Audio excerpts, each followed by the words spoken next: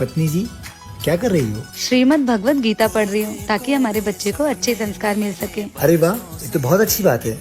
वैसे आपका कुछ खाने का मन नहीं कर रहा है? नहीं, अभी तो नहीं। ऐसे कैसे मन नहीं कर रहा है? कुछ तो मन कर रहा होगा ना, चटपटा सा, खट्टा सा या मीठा सा? नहीं, ऐसा तो कुछ भी खाने का मन नहीं कर रहा है। लेकिन जो औरतें प्रेग्नेंट होती हैं उनका तो खाने का मन करता है। कहीं ऐसा तो नहीं तुम प्रेग्नेंट नहीं हो? नहीं नहीं, कैसी बात कर रहे हो? अभी 1 महीना हुआ है, इसलिए शायद 3-4 महीने बाद होता होगा। अच्छा ठीक है, लेकिन अगर आपका कुछ भी खाने का मन करेगा तो सबसे पहले मुझे बताना। हाँ हाँ पक्का। अब जाओ, मुझे पढ़ने दो। ठीक है। सुनो पत्नी जी, आपका कुछ खाने का मन कर रहा है? नहीं, पीने का। मुझे पता ही था आपका कुछ खाने का जरूर मन कर रहा होगा। अरे पानी पीने आई थी। अगर कुछ खाने का मन करेगा तो मैं आपको बोल दूंगी। पानी पी लूं? हाँ अच्छा ठीक है, पी लो। हेलो डॉक्टर, आप जल्दी आ जाइए, मुझे बहुत दर्द हो रहा है। बहू, अरे मम्मी जी आप। बेटा तू ठीक तो है ना? हाँ मम्मी जी ठीक हूँ, बस अभी डॉक्टर को बुलाया है। बहू, अब तो हमारे घर में एक छोटा सा मेहमान आने वाला है। मम्मी जी लड़का ही क्यों, लड़की नहीं हो सकती है क्या? बहू, अगर लड़का हुआ ना तो मैं उसे फौजी बनाऊंगी। अगर लड़की हुई ना तो मैं उसे चांद के जैसे पालूंगी। नहीं, लगता है मम्मी जी को लड़का नहीं लड़की चाहिए। मैं उसे चांद जैसा नहीं, मैं उसे सूरज जैसा बनाऊंगी ताकि कोई उसे देखे तो जल जाए।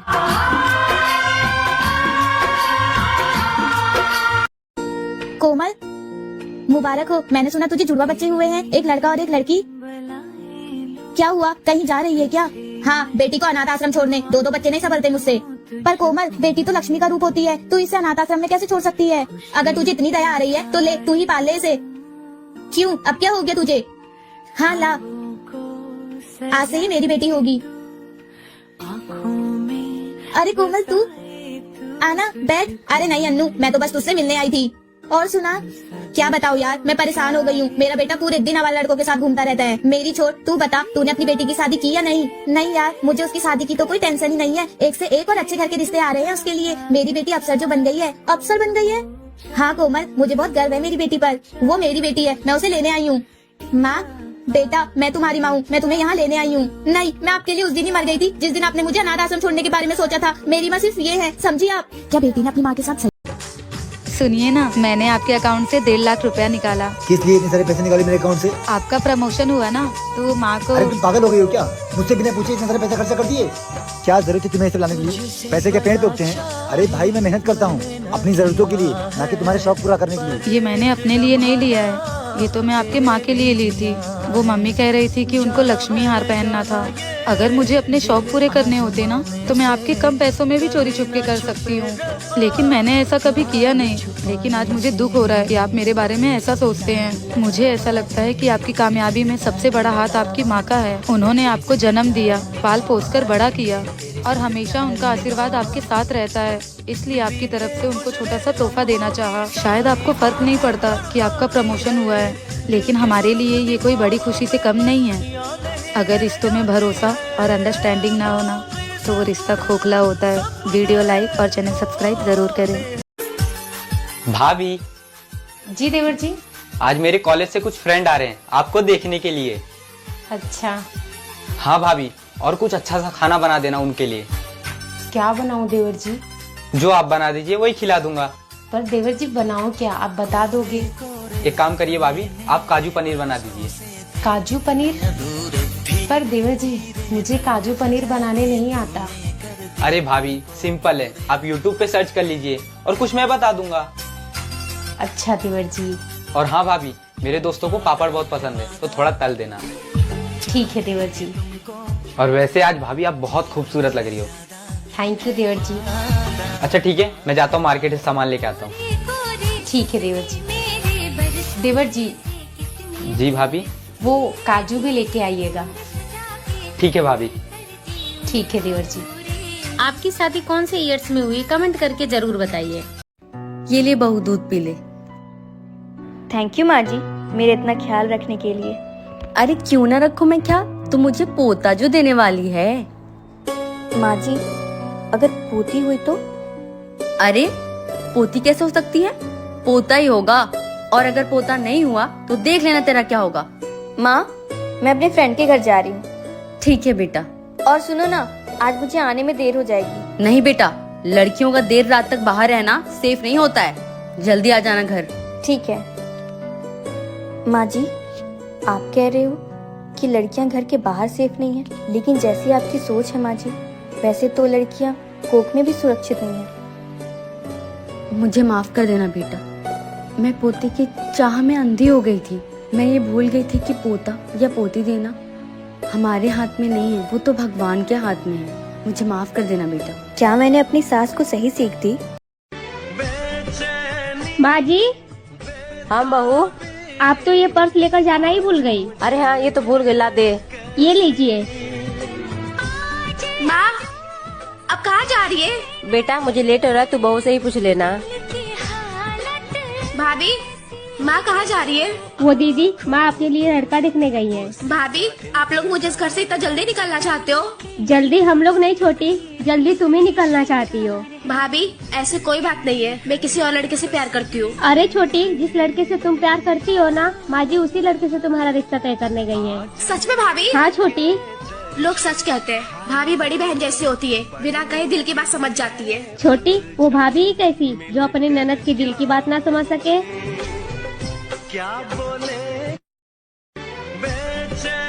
माँ जी, हाँ बहू।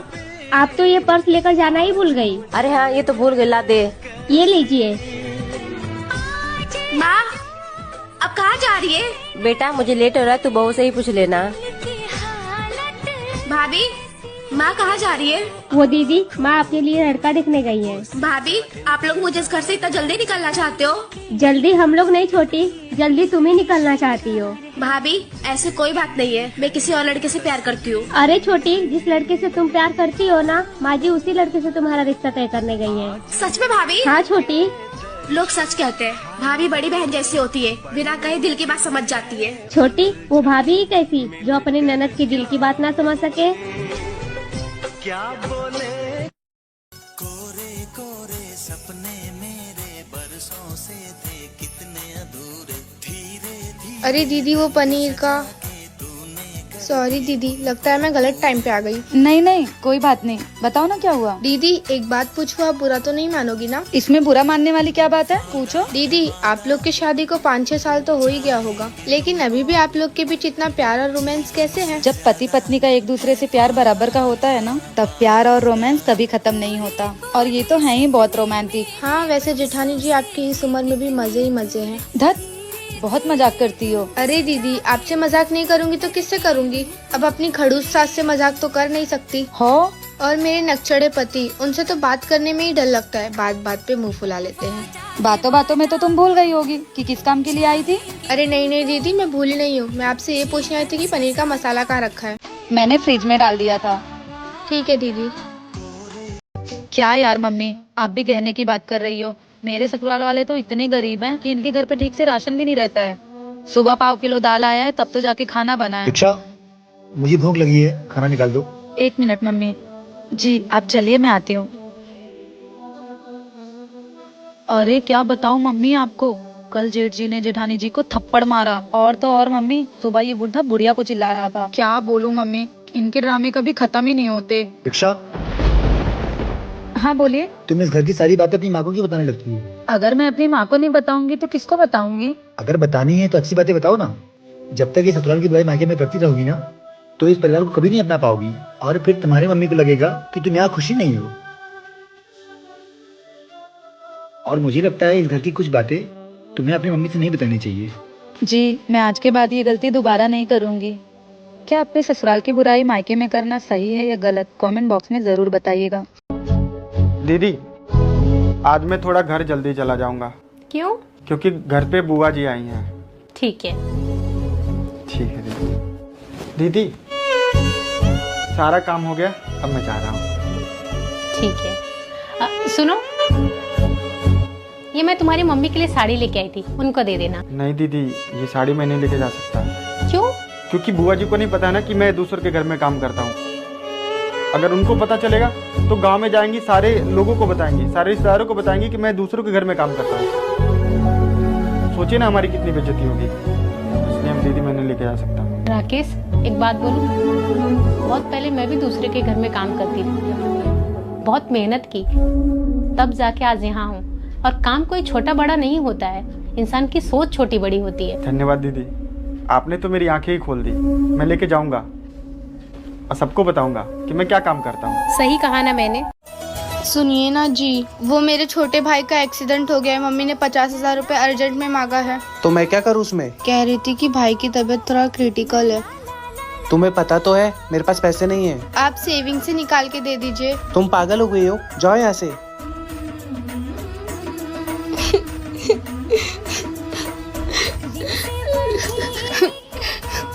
क्या हुआ देवरानी जी? इतना रो मत, अपना मन छोटा मत करो। दीदी, मेरे छोटे भाई को कुछ हो गया तो? भगवान पे भरोसा रखो देवरानी जी, तुम्हारे भाई को कुछ नहीं होगा। मैं जानती हूँ तुम्हें पैसों की बहुत जरूरत है, इसलिए ये रखो। नहीं नहीं दीदी, मैं ये नहीं ले सकती हूँ। मुझे अपनी बड़ी बहन समझती हो ना, तो इस हिसाब से तो वो भी मेरा भाई हुआ। तो इसे अभी रख लो, अभी तुम्हें बहुत ज्यादा जरूरत है इसकी। ठीक है दीदी, शुक्रिया।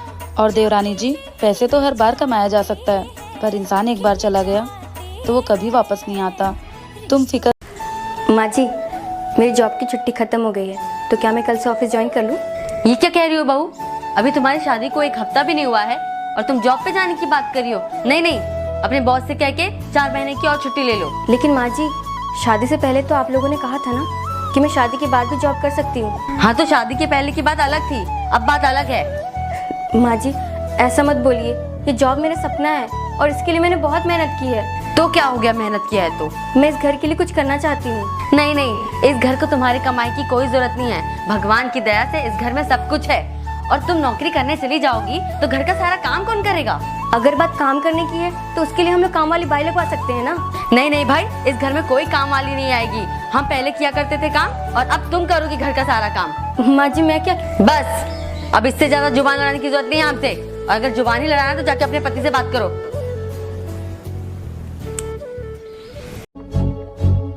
बहन। हाँ भैया।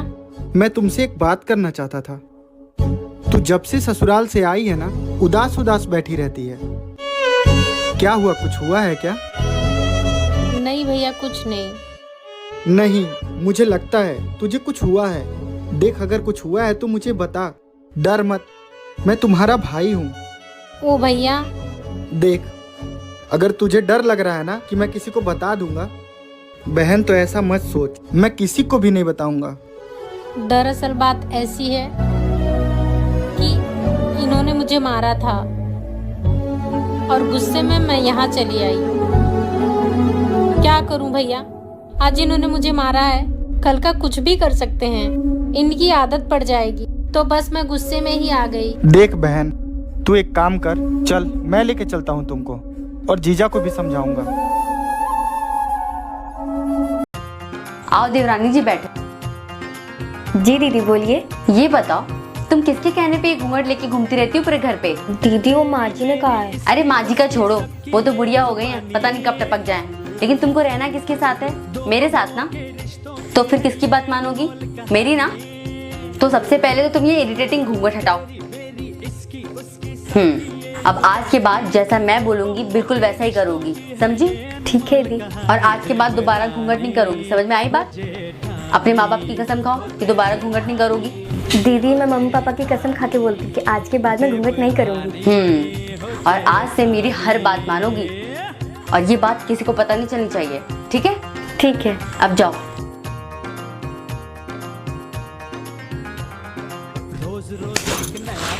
अब तो मैं इसे अपने इशारों पे नचाऊंगी। आपके परिवार में कौन कौन है, कमेंट में बताइए। वीडियो अच्छी लगे तो चैनल सब्सक्राइब करें। हेलो माँ। हाँ बेटा। माँ प्लीज विदाई करा लो यहाँ से मेरी।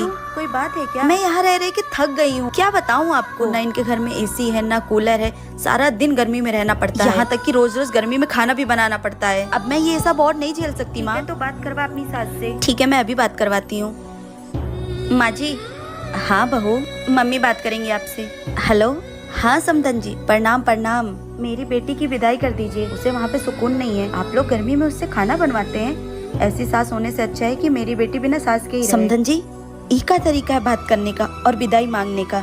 एक तो आप पूरे 1 साल बाद फोन करके विदाई मांग रही हैं, और वो भी इस तरह से। आप बताइए, विदाई करेंगी या नहीं? हाँ करूँगी। आप कल अपने बेटे को भेज दीजिएगा और ले जाइएगा यहाँ से। बहू जाओ जाके पैकिंग कर लो, लेकिन मेरी एक बात हमेशा याद रखना, अपने माँ के संस्कारों से बाहर निकलने की कोशिश करना। ऐसे घर नहीं चलता है बेटा। माँ जी क्या हुआ माँ जी, आप देवर जी के लिए लड़की देखने गई थी ना, क्या आपको लड़की पसंद नहीं आई? अरे नहीं नहीं बहू, लड़की तो बहुत अच्छी लगी, बहुत पसंद आई है और बिटवा को भी लड़की बहुत पसंद आई है, पर लेकिन ये लड़की के घर वाले हमारी मांगे नहीं पूरी कर पाएंगे 10 लाख रुपए, इसलिए ये रिश्ता रहने ही देते हैं। कोई मतलब नहीं है रिश्ता को आगे बढ़ाने का। और वैसे भी बहू, उसकी सुंदरता हमें थोड़ी ना जिंदगी भर बैठ के खानी है, थोड़ा पैसे वैसे लेकर आएगी तो हमारे बिटवा का कारोबार आगे बढ़ेगा। माँ जी ये कैसी बात कर रही हैं आप, आखिर हमें क्या कमी है धन दौलत की, हमारे पास तो देखिए ना सब कुछ है। और वैसे भी माँ जी आपको एक बात बता दूं, एक लड़की का बाप ना राजा होता है, क्योंकि एक बाप बचपन से अपनी बेटी को पालता है, पोसता है, उसे रानी बनाकर रखता है। माँ जी धन दौलत तो आपको उन्हें देना चाहिए, एक लड़की का बाप बिना सोचे समझे अपने कलेजे का टुकड़ा उठाकर दे देता है, भला इससे बड़ा दान क्या हो सकता है। तो सही कह रही है बहुरिया। बेटा तेरी भाभी मुझे घर से निकालने, इस उम्र में मैं कहाँ जाऊँ? क्या माँ, भाभी की इतनी हिम्मत? रुको मैं अभी आती हूँ आपके पास। मम्मी कहाँ है भाभी? भाभी भाभी। अरे दीदी आप बैठो ना। मैं यहाँ बैठने नहीं आई हूँ। आपकी हिम्मत कैसे हुई मेरी माँ को उनके घर से और उन्हीं के बेटे से दूर करने की? और आपने ये सोच भी कैसे लिया कि वो इस उम्र में कहीं और रहेगी? जैसे आपने अपनी सास को अलग किया, वैसे ही मैं मम्मी जी को अलग कर रही हूँ। वो तो मेरी सास बुरी थी जिन्हें मैंने अलग किया, पर हाँ मेरी माँ बुरी नहीं है। छी कितनी बदतमीज हो, हंसी आ रही है आपको मेरी बातों पे? हंसी तो मुझे आप जैसी बहुओं और बेटियों पे आती है।